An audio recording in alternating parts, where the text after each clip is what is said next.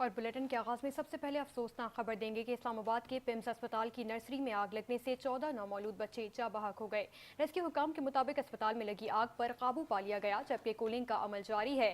Rescue ذرائع کا یہ کہنا ہے کہ آگ نرسری میں ایئر کنڈیشن کمپریسر پھٹنے سے لگی، جبکہ اسپتال ذرائع کا یہ کہنا ہے کہ آگ لگنے کے وقت نرسری میں 16 بچے تھے۔ آگ لگنے کے واقعے میں 14 بچے جاں بحق ہوئے، جبکہ E D pumps professor Imran Sikandar کے مطابق ایک نومولود اور متعدد بڑے افراد کو ریسکیو کر لیا گیا تھا۔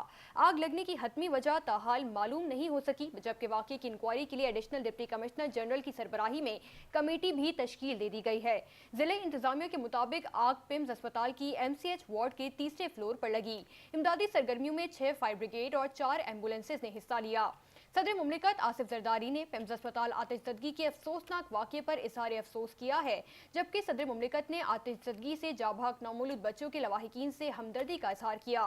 صدر مملکت نے کہا کہ نومولود بچوں کی المناک اموات انتہائی دلخراش اور ناقابل تلافی نقصان ہے، جبکہ لواحقین کے غم میں برابر کے شریک ہیں۔ واقعے کے ذمہ داروں کا تعین کر کے قانون کے مطابق کارروائی کی جائے، جبکہ دوسری جانب وزیر اعظم نے پیمز اسپتال کی نرسری میں آتش زدگی واقعے پر افسوس کا اظہار کیا۔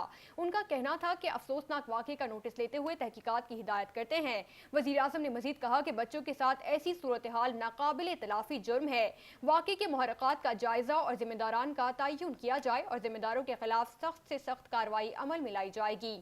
وزیر اعظم شہباز شریف نے معصوم بچوں کے لواحقین سے دلی تعزیت کا اظہار بھی کیا۔ وزیر اعظم شہباز شریف نے واقعے پر ہنگامی اجلاس طلب کیا اور اجلاس میں وزیر اعظم شہباز شریف نے متعلقہ افسران پر شدید برہمی کا اظہار کیا ہے۔